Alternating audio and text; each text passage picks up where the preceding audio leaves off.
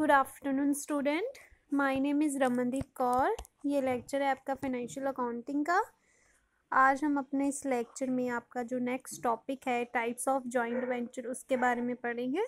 तो मेनली हमारे पास 4 types of joint venture होती हैं, ठीक है।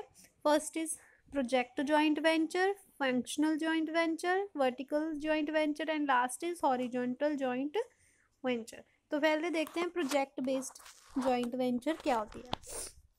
तो प्रोजेक्ट बेस्ड जॉइंट वेंचर में क्या होता है कि कंपनी जो है एक जॉइंट वेंचर में आती है ताकि एक स्पेसिफिक टास्क को अचीव कर सके, जिसकी वो एग्जीक्यूशन के लिए वो एक किसी स्पेसिफिक प्रोजेक्ट के लिए ना किसी स्पेसिफिक पर्टिकुलर सर्विसेज के लिए वो किसी उसकी एग्जीक्यूशन के लिए इकट्ठे आते हैं।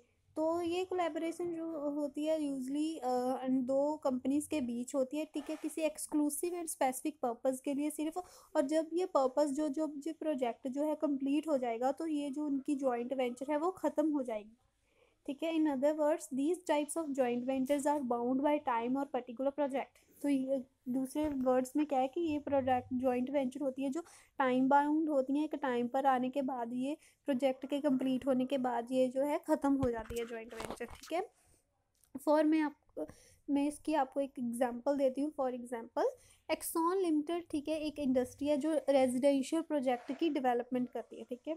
वो एंटर हुई जॉइंट वेंचर में ट्रम्प इंडस्ट्री के साथ जो मार्केटिंग एंड सेल्स करती है रेजिडेंशियल प्रोडक्ट की।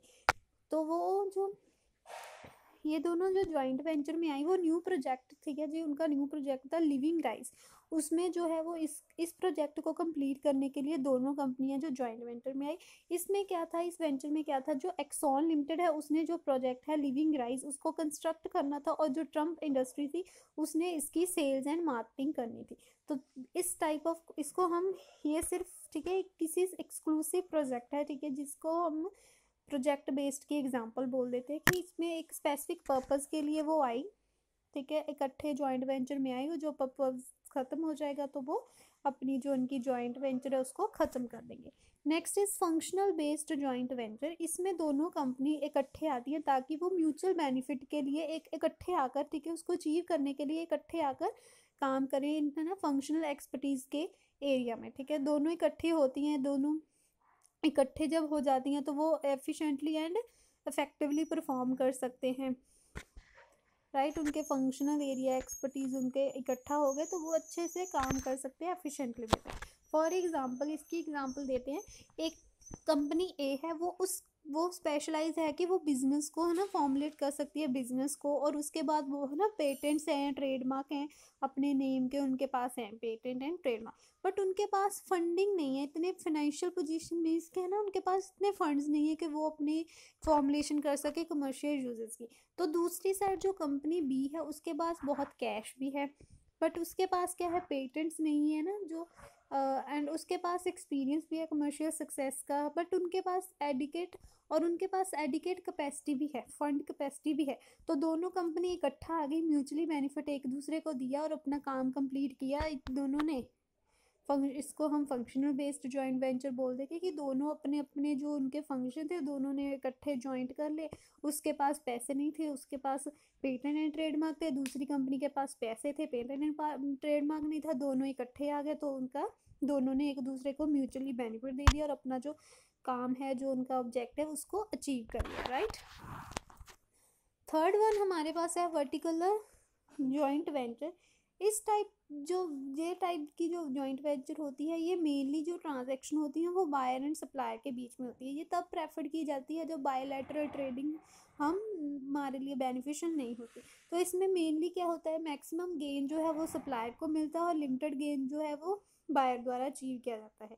इस under this type of venture different stages of an industry chains are integrated with to create more economies of scale। more ज़्यादा economies of scale को create करने के लिए जो डिफरेंट स्टेजेस होती हैं इंडस्ट्री की चेन्स की, उनको इकट्ठा किया जाता है, इंटीग्रेटेड किया जाता है ताकि हमें बहुत ज़्यादा इकोनॉमीज ऑफ स्केल अचीव कर सकें इसमें क्या होता है वर्टिकल जॉइंट वेंचर में क्या होता है कि ज़्यादा हायर सक्सेस रेट इंजॉय करती है, और इसमें जो रिलेशनशिप होता है बायर्स एंड सप्लायर्स के बीच में वो डीप हो जाता है। तो जिससे क्या होता है कि वो हेल्प करता है बिजनेस को कि वो क्वालिटी के प्रोडक्ट ऑफर कर सके अपने कस्टमर्स को रीजनेबल प्राइसेस पर। इसकी एग्जांपल देते हैं मैं आपको। लिनकॉन क्रॉप है, उसने इन्वेस्टमेंट मेड है ना, बनाई मशीनरी एंड कैपिटल इंस्ट्रूमेंट में जो रिक्वायर्ड थे बायर स्पेसिफिक प्रोडक्ट्स को प्रोड्यूस करने के लिए। तो जो इन्वेस्टमेंट थी वो उसका मेन मोटिव यही था कि उसने अपने बायर्स की नीड जैसे कि परवान इंटरनेशनल उनकी नीड्स को पूरा करना है। तो इसमें वो एक जॉइंट वेंचर में आई, ठीक है, परवान इंटरनेशनल कंपनी के साथ। लिंकन क्रॉप जो है वो अवॉइड किया अनसर्टनिटी जो उनके कॉन्ट्रैक्ट के साथ एसोसिएटेड है, जो किसी ना स्पेसिफाइड पीरियड के लिए होती है only, and can lead to discontinue. उसके बाद वो बिजनेस जो है वो अपना डिसकॉन्टिन्यू कर देंगे, इसलिए उन्होंने अपने बायर के लिए कैपिटल इंस्ट्रूमेंट में इन्वेस्टमेंट किया। Fourth is horizontal joint venture. इसमें क्या है कि जॉइंट वेंचर में कि ट्रांजैक्शन जो होती हैं वो कंपनीज, ठीक है, जिनकी सेम जनरल बिजनेस लाइन जिनकी सेम होती है, वो उनके बीच में जो ट्रांजैक्शंस होती है उसको हम हॉरिजॉन्टल जॉइंट वेंचर बोल देते हैं। कि इसमें क्या होता है कि कंपनी यूज़ करती है प्रोडक्ट, ठीक है, जॉइंट वेंचर में, और सेल करती है अपने अपने कस्टमर्स को प्रोडक्ट, और क्रिएट करती है आउटपुट जो उनको सोल्व करनी है सेम ग्रुप ऑफ कस्टमर्स को, ठीक है। हॉरिजॉन्टल को मैनेज करना एक बहुत ही डिफरेंट टास्क है, क्योंकि दोनों के बीच में डिस्प्यूट आ सकते हैं ना, पार्टनर्स के बीच विच आर, ठीक है, कि उनके बीच में डिस्प्यूट्स आ सकते हैं क्योंकि दोनों सेम बिजनेस लाइन में होते हैं, तो इसलिए उनके बीच में डिस्प्यूट आना नॉर्मल बात है। ऑल्सो वहाँ पर एक अपॉर्चुनिटिक बिहेवियर सफ़र करना पड़ता है पार्टनर्स को। अपॉर्चुनिटिक में एक मौका प्रस्त, सेल्फिश की वो अपना अपना ना मौका जब देखे तो अपना काम निकालिए, ऐसा बिहेवियर उनको फेस करना पड़ता है पार्टनर्स को, क्योंकि वो सेम बिजनेस लाइन में होते हैं। तो under this type of joint venture दोनों जो पार्टीज होती है वो इक्वली गेन शेयर करती हैं, राइट। नेक्स्ट इसकी मैं आपको एग्जांपल देती हूँ, राइट।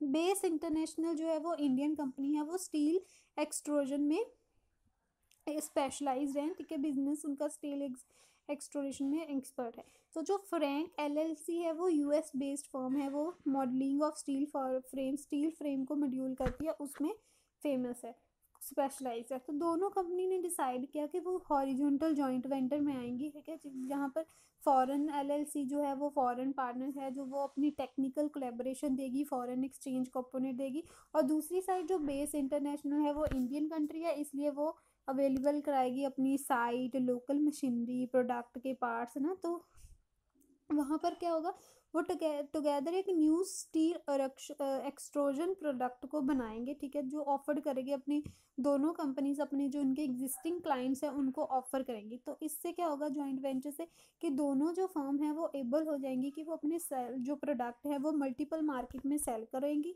और वहाँ से अपने and also gain from each other expertise, एक दूसरे की जो एक्सपर्टीज़ होंगी उनसे एक गेन करेंगी, और जो उनके रिसोर्सेज होंगे उनको बेटर यूजेस में लगाएगी, राइट। तो होप क्लास आपको ये लेक्चर समझ आया होगा। अगर आपको किसी भी टॉपिक में कोई भी प्रॉब्लम होगी तो आप मुझसे पूछ लेना। Thank you class.